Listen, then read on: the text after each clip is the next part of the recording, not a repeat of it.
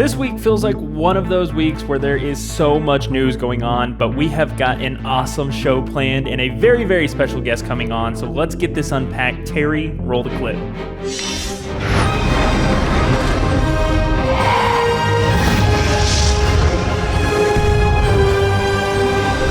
Hello AAC Universe and welcome back to The Weekly Geek. I'm your host Grand Admiral Joey and thank you for living life animated. If you are new here to the Animated Apparel Company YouTube channel, make sure to subscribe and smash that bell notification button. New episodes of The Weekly Geek come out every single Friday, bringing you the best geek news from the week past. For the first bit of geek news, Marvel announced their new series coming to Disney Plus called What If? It basically asks the question, what if something changes, how big can it ripple the timeline? If something changed in my timeline, I might not be the person I am today. That might not be too big of a problem, but for someone like heroes that save the world, that's a different story. The series is going to showcase re-imaged famous events from the Marvel Cinematic Universe, creating a multiverse of infinite possibilities. Fan favorites are going to return to this, including Peggy Carter, T'Challa, Doctor Strange, Killmonger, Thor, and more. The Marvel What If series comes out in August, and if you want to get a potential feel on what's to come, our superhero expert Aaron released a video many months ago talking about what if Peter Parker became Venom. I'll add a link in the video cards above, and you can get an expectation on the craziness that's going to unfold in this series. Next up, a new Star Wars fan film about Ahsoka is premiering literally hours before this episode of The Weekly Geek goes live. The Ahsoka fan film called Fulcrum premieres tonight, and the trailer for the movie looks amazing. The official IMDb storyline says that Ahsoka is finding her way in the galaxy after the Clone Wars, rebellion is rising, new heroes emerging, but the past is not forgotten. Emmy-winning director and business elevator Jason Crossman is going to be directing this film. Crossman is also a co-writer with Ray Kinix, who is the lead role for Ahsoka. Ray Kinix is a super talented cosplay artist and creator among many other of her talents. Her cosplays include the already mentioned Ahsoka, along with Hera from Star Wars Rebels, Eden from Battlefront 2, Rey Skywalker, and Princess Leia. To me, there are some fan films out there that are 10 times better than some of the movies that have been released, and it's super easy to accept those into my personal canon as they build on stories that maybe Star Wars couldn't or hasn't built on yet. A link to the trailer and the premiere is in the descriptions and in the cards above me. Make sure to head over to the premiere, set a reminder, leave a like and a comment, and show some love to the artists and the creators of the films that made it a reality. Like I mentioned in the top of the show, a very special guest is joining us today. The guest is Ray Kinix, joining us in a very brief interview before the premiere of her movie. So without further ado, let's hear from Ray. AAC Universe, we have a very special guest joining us today, just hours before her Star Wars fan film about Ahsoka Tano is released. And many of you may know her from her highly detailed, literally life-capsulating cosplays.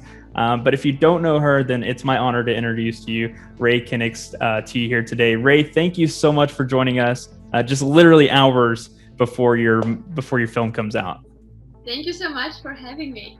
My pleasure. You're joining us just briefly today to talk about your film Fulcrum. How do you feel your film will impact fans and diehards for Ahsoka? Oh my, there will be a lot, and I'm just hoping that our creative freedom that we took with this film will be accepted. Overall, I'm just hoping that this film, as little as it is, it's only 5 minutes, but I'm hoping that it will bring this version of Ahsoka to life to fans and will give them a little bit of her story that we haven't seen yet, both canon, official, Lucasfilm, and fan-made. The trailer for the film, it looks incredible. Fan films, I know, are super hard to pull off for Star Wars because Star Wars is one of the highest budgeted films out there, just with all of the graphic, intense effects. So how do you feel like your team has kind of taken the budget that you have and stretched that over this film to make it look visually stunning? Well, the budget that we had was very small,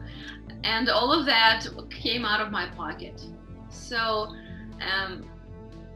I'm just gonna say that I'm extremely lucky being in Los Angeles and being here for a few years now, and I've made friends who are extremely talented and so passionate and enthusiastic. And when they found out that I was doing this, they came aboard and they decided to join me and help me in every way. And that's why I think I was able to do this on such a literally tiny budget. It's ridiculous. Everyone who helped is not only a friend, but they're also, most of them are professionals who work in Hollywood. Some of them work or worked on Star Wars. Wow. So that's why we were able to do what we did. And again, gear-wise, we had a red camera, we had anamorphic lenses, we had top-notch everything. And the Stormtrooper guys that were helping me once again, some of them were in the actual Mandalorian. So we had a very geeky crowd, and I guess our director Jason was so good at planning everything that we managed to squeeze so much into so little and made the most out of all the people, all the time, all the equipment that we had. And like you said, Star Wars is the hardest to pull off, not only because of costumes, but because of locations and special effects and all the space stuff. I was just lucky to be here and to know people that I know, and probably infect them with my enthusiasm. Right. So they just wanted to do it, and here we go. It ended up much bigger than I initially wanted it to be, because it kept building and building, and someone else came aboard, and we had this one idea, and we found this person. So it was pretty crazy, but yeah, it's ready now. Can we expect to see Baby Yoda? I know I've seen him a couple of times in maybe your Instagram post. Can we expect him, or are you not able to share any of that just yet? I'm not gonna tell. Not gonna share it. Okay, you're not gonna budge on it. Well, Ray. There will be though Easter eggs. Nice. So if you watch it maybe once or twice, you can catch some of them. There was a lot of thought put into it, so yeah, you will. I think you will be surprised by some things you're gonna see, because some things like that were never seen before. Tell us, the people at home, where they can go to see more of your content, how they can support you, and what can our audience do to keep pushing, to push you along, to do more projects and see more of your work. My main platform is Instagram, so you can find me there. It's ray.kenix. And now YouTube, I'm hoping to grow more after Ahsoka comes out, so there will be some more bloopers and behind the scenes, and more Star Wars project and my own music projects, maybe some short films, because there's several of those in production right now. So yeah, it's also one word, Ray Kenix on YouTube. And subscribe, and let me know if you have any questions or anything. I'm always there, happy to talk to everyone. Perfect. Well, y'all heard it here. Make sure you head over there and subscribe. Of course, support Ray, support what she's doing over there. She's doing awesome stuff on her Instagram, and now hopefully over on YouTube, we get to see more content over there. So thanks again, Ray, for coming in for this interview. Big thanks for doing this. And then we're going to get back into the Weekly Geek, but we'll see y'all later. Thank you. Bye-bye. Bye.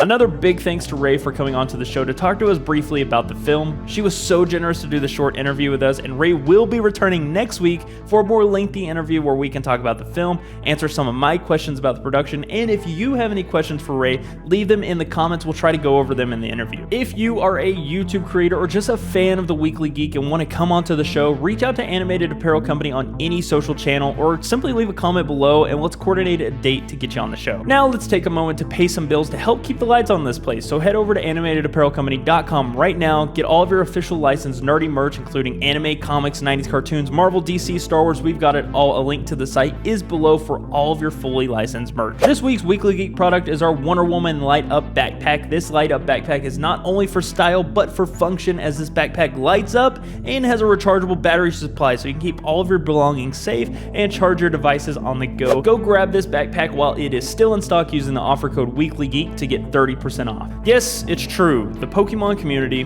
probably one of the last places you'd guess would have drama, has drama. The story I'm going to tell you in this topic is going to focus on two main characters, the first being Frosted Caribou, a Pokemon card content creator and a player, and Garry, known in the Pokemon community as King Pokemon due to owning one of the most prized and expensive $10 million Pokemon collection. Back in March, Frosted Caribou released a video which seemingly heavily gatekeeped who she deemed should be a Pokemon content creator and who shouldn't, how you should collect and how you shouldn't, and she's taken to Twitter to continue her attacks on creators and collectors in the hobby. King Pokemon Pokemon, being the biggest collector, has of course been one of the biggest targets for these tweet attacks because of the way he collects. But King Pokemon recently set the community up in arms as a clip in a video podcast was criticized very heavily by Frosted Caribou. In the clip, he tells the host that the signature from Aritzo, the artist of the original Charizard, is worthless and has pretty much no value to his card. I've never seen somebody be so blatantly disrespectful. This person has the nerve to call themselves King Pokemon and is continually idolized by the community. And here's the clip that he's being criticized over. BGS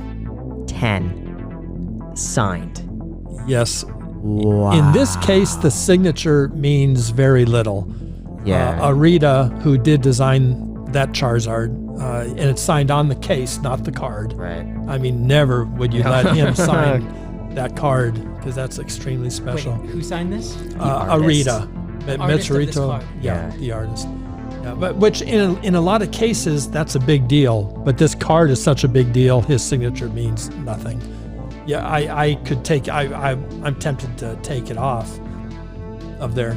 Why? It's just on the case. It's not on the card. At face value and without any context, it's easy to defend Caribou, as it seems Garry is completely calling off the value of the artist and the signature. But many have defended King Pokemon, saying that Garry was actually just trying to say that the BGS 10 Charizard is so incredibly rare, so valuable, that the signature of the original artist almost has no amount of rarity or value compared to the BGS 10 Charizard. It's just the difference between the value of two different things. The Charizard has way more value than the signature. Personally, I don't think King Pokemon was trying to bash the original artist, and it was taken out of context, but this isn't the first time Frosted Caribou has attacked Garry and the people that she deemed harmful to the community. In another tweet, Caribou says that despite actively hurting Pokemon, including falsely inflating the market and disregarding kids and players of the hobby, that's all written off by his followers. Garry continuously flaunts about being Poke-rich while calling himself king and thriving off his own self-gain. And this tweet argument is a super slippery slope to make, as Frosted Caribou has directly benefited from the inflation in the recent resurge in the Pokemon community. This resurge brought from people like King Pokemon, Logan Paul, Real Breaking Nate, Leonhard, and others. In fact, according to Social Blade stats, Frosted Caribou's channel grew almost 10 times in size during the spike that was brought on by Logan Paul. Love him or hate him, that's what happened. So going after somebody that has literally helped increase your audience is like biting the hand that feeds you or throwing stones from your own glass house. I'm a fan of both Frosted Caribou and King Pokemon, and I watch all of Caribou's content, but I also really love the spotlight that King Pokemon is bringing to the community and its research. And there's hardly a time when Garry isn't shouting out or promoting charities while making his posts on social media or attending events. He even starts his defense by plugging a charity foundation before even getting into defending himself. As both Caribou and Pokeking identify with two opposite ends of the Pokemon TCG community, I personally don't think Caribou should be going after these creators,